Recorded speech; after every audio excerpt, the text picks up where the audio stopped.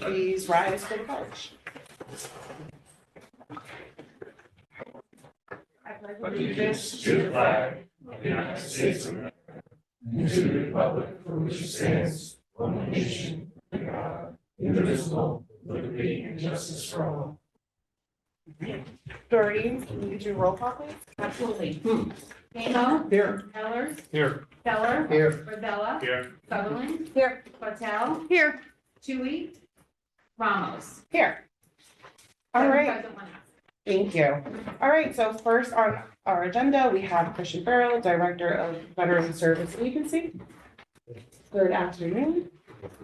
With a request for supplemental appropriation of funds into capital project number 240 for Orange County Veteran Cemetery to aid with the continuing improvements of the cemetery, which are necessary to sustain the current and rapidly growing population. This is proposed capital project number 158 in the 2025 capital plan, 150,000, bonding legislative request number 178. So moved. Second. Right, good afternoon. Thanks for allowing me to say a few words here. Again, we're trying to get your support to continue to get money to fund the cemetery expansion and the improvement. The money is used to continually get the property, again, the 19-acre property, ready for future burials. Just so you know, we had 231 last year, 235 in 2023. Currently, to this day, we have 98 veterans who have been buried at the Veteran Cemetery this year. So we're kind of on pace for 200 plus burial service, funeral services again. We've gone into, if you've ever been to the cemetery, the most recent expansion is to the far upper left, which is where we've just crossed over the road there. And we are there. So we were good for a few more years, but definitely because of that condition of that land, the slope and getting rooted in the trees and the stumps and getting the grading, it takes quite a deal of time and money to continue to do that. So that's good. Why I'm back in front of you. Any questions or discussion? All in favor? Aye. Any opposed? All right. Thank you. Have a wonderful afternoon. All right, next on the agenda, we have Stephen Knob, Director of Employment and Training, with a quarterly update.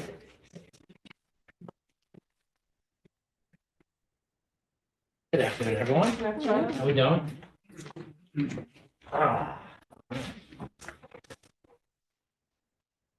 Just go? Oh, Yeah. no. Motion anything? Just. No, we don't need a motion, please, sure. Hope you all been well. I haven't been here in a little while. So a couple of things. I'm reading the email here, which you want to talk about. I'll just go right down your list. Summer Youth Employment Program is starting up right now. $960 some odd thousand in the allocation. Hoping to serve 350 to 400 kids with that. Last year we served 420, which was a record for us. Don't know if we'll get there, but we're going to try. We're going to spend as much of those funds as we can. And we're just coming off our youth employment program, which I know I've spoken about before. That is the year-round piece that comes before and after the summer youth employment program. We've gotten 2 rounds of funding for that, and that is indeed in the state budget for this year.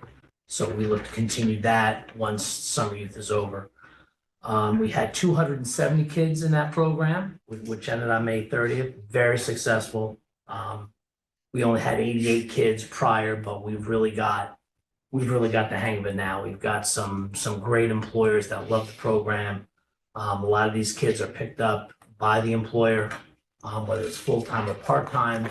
So it's a very successful program, and it's for economic disadvantaged youth, 14 to 20, and primarily in the cities of Newburgh, Middletown, and Port Jervis. We do serve some other areas as well, as long as the kids are eligible, but that's where the primary focus is. So that's been a very successful program.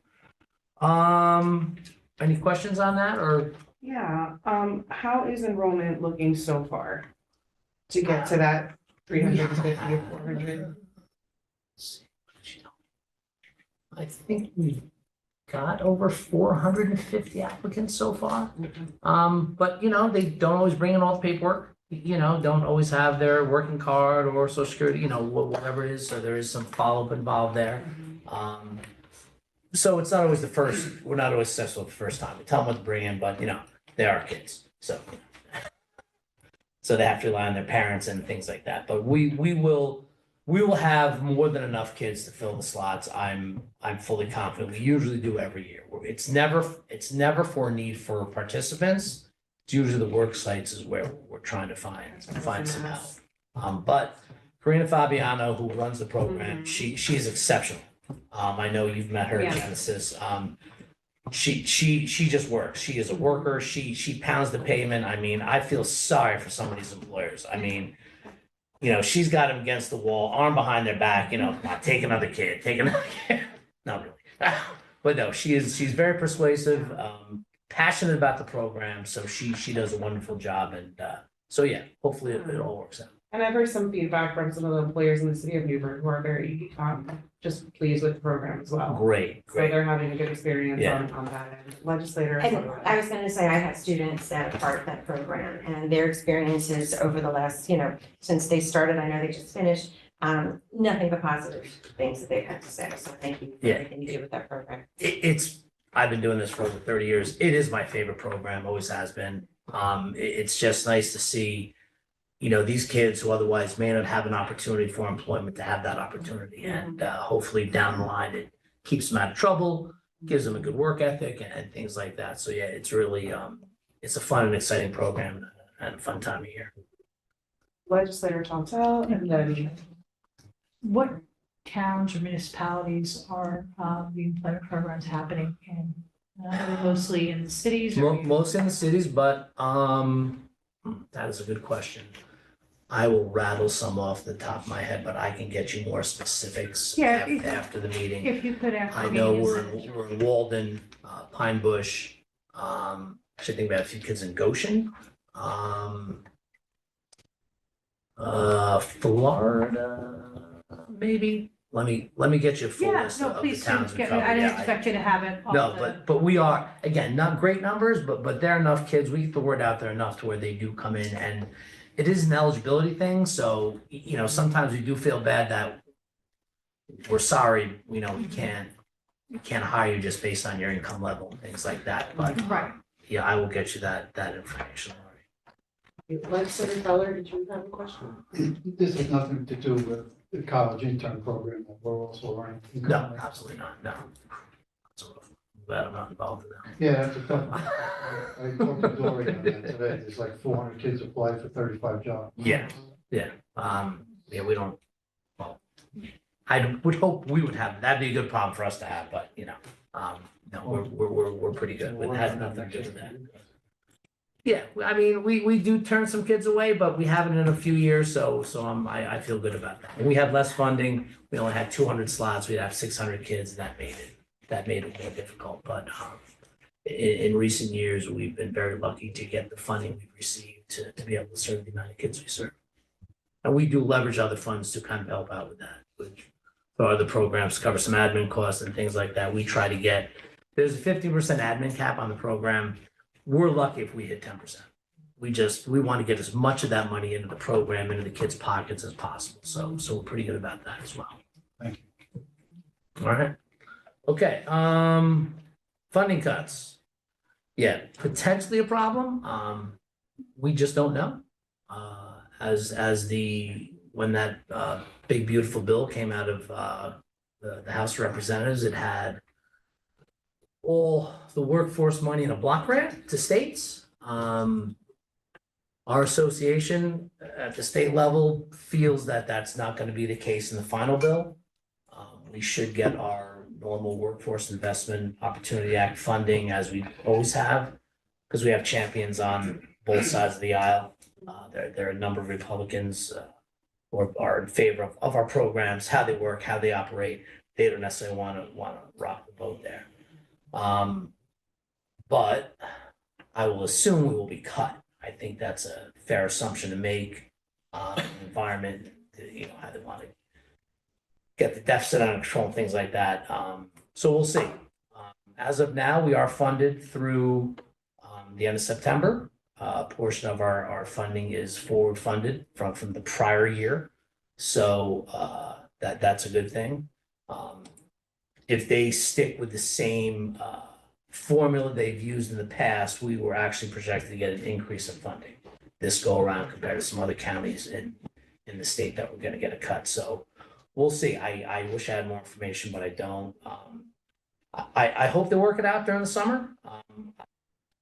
I've been through 3 shutdowns, for our funding, and it's be a little tricky and a little, difficult, but it is a lot easier if we know where we stand going into October 1 as opposed to not knowing. So that's where we stand with that, which I'm sure.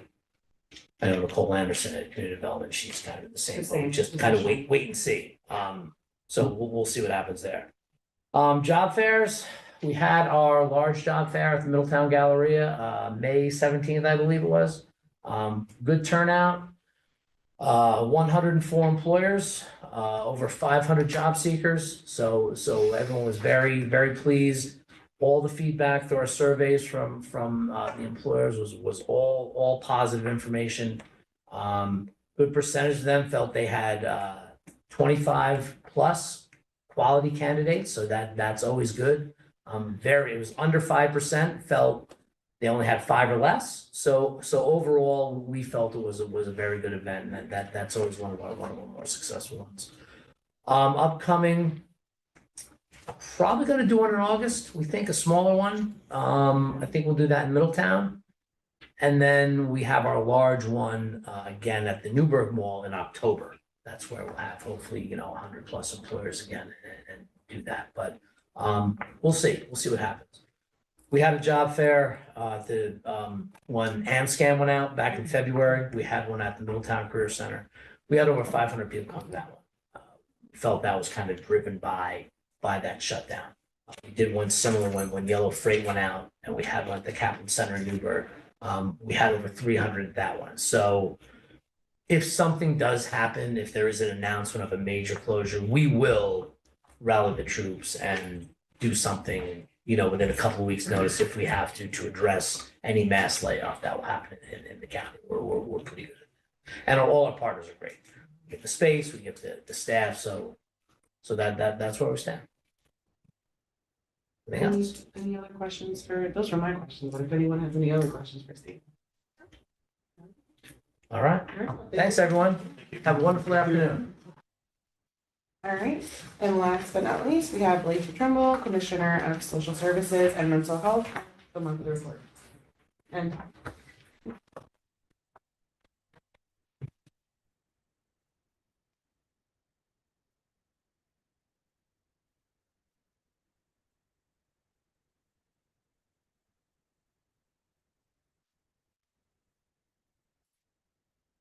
So we'll start off with temporary assistance. We did change the colors on the graph to make the lines a little easier to read from last time. Temporary assistance was provided to 1,534 cases in April. This is made up of 600 family assistance cases and 934 safety net cases. That's family assistance being up by 61 cases compared to April of last year, and safety net of 98 compared to April of last year. We had 30 recipients enter employment in April for a year-to-date total of 104. And compared to last year, at the same time, there was 82 recipients who entered employment. So that's a positive trend.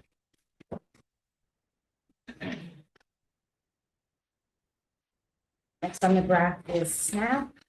18,845 cases received SNAP benefits in April. This is a decrease from last month and the lowest number of SNAP cases year to date. However, it is still higher than the same time last year. There were 5,880 HEAP payments in April. The HEAP season is over for heating. HEAP cooling the benefit is open. Last time we discussed the fuel fund. As of the beginning of June, the fuel fund had $1,400 remaining. So they requested their final $20,000 allocation. So they should have received that installment by now. They do anticipate that they will use up the funds on cooling by the end of the cooling season, which runs concurrent with the HEAP seasons.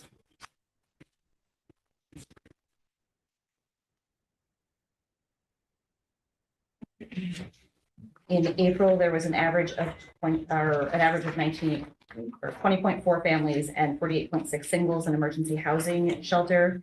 These numbers have really remained fairly constant and really is based on the number of beds that they remain so constant, which is why we see more fluctuation in hotel and motel numbers. Your next page has the hotel motel. In April, there were 130 families and 175 singles placed in hotel motels.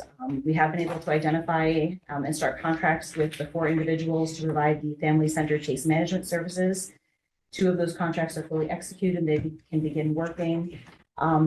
They're going to provide vocational housing support and help families to develop independent living plans, which hopefully assist them towards being more independent and have stable housing outside of the hotel motel environment. In April, 11 individuals served by the Housing Resource Center were able to move into permanent housing. The average year to date is 18.3 individuals per month, which, as you can see, is much higher than previous year average. Project Life averaged 13 families in April. We are hopeful that we will be back to the 14 families that they can house once the final room is finished being repaired. 824 individuals experienced homelessness, received services in April. So our average for 2025 is 833 individuals, which is 96 more than last year's average. And I do just want to point out that the hotel motels, that is actually our lowest number of the year at 130 for families. So it's still a very high number and we're very concerned about that high number, but at least we're seeing downward movement in that. In April, there was a total of 20,573 locally managed Medicaid cases, which is 71 less than April of last year. The numbers have remained really consistent through the course of the year. Those cases equated to 22,663 individual recipients for the month of April, which is a slight decrease from last year, but nothing significant, from last month, but nothing significant. Managed care numbers decreased slightly month over month and are down 330 compared to April of last year.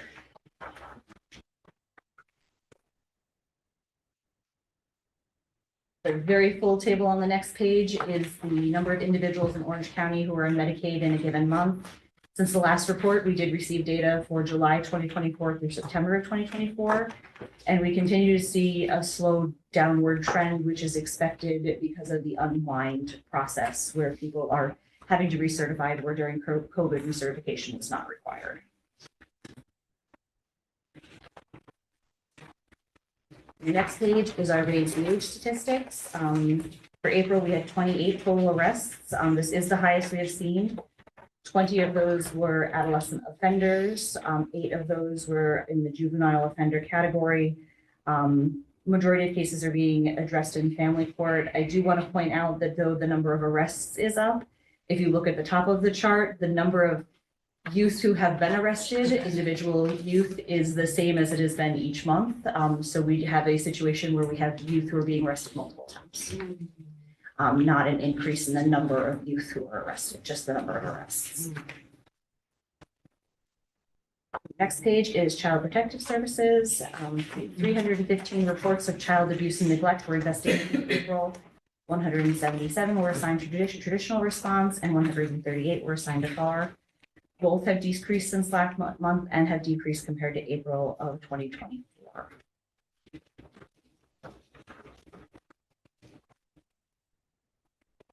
Foster care service provided out-of-home placement to 151 children in April compared to April of last year. That is a decrease of 60, and again, a record low number of children in care. And as we discussed in the last meeting, it's also really record low numbers of kids who are returning to care within a year of return home. So we're still seeing really great outcomes for the kids who are returning home. Adult Protective Services, the total number of active cases was 259 in April, with 68 new individuals being assisted, which is the same number that we had last month of open cases. 335 home care cases in April, which is up slightly from last month and up 42 compared to April of last year.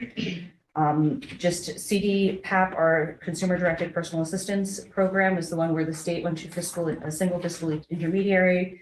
We are still working through that transition, but our staff have really been very successful in making it as smooth as possible for the individuals in Orange County. even as going so far as to deliver them paperwork and help them fill it out when necessary to try to make sure that they're not having any gaps in care while the transition at the state level is occurring.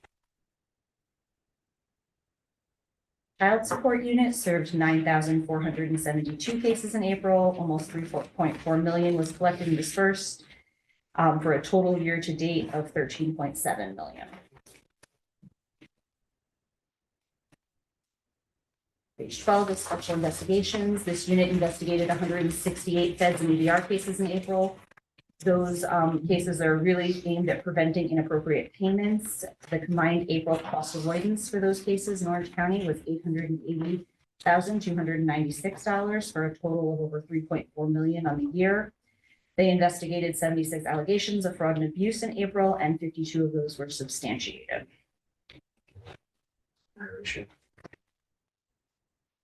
Yes, they really do a very good job of identifying fraud and working with the district attorney when necessary.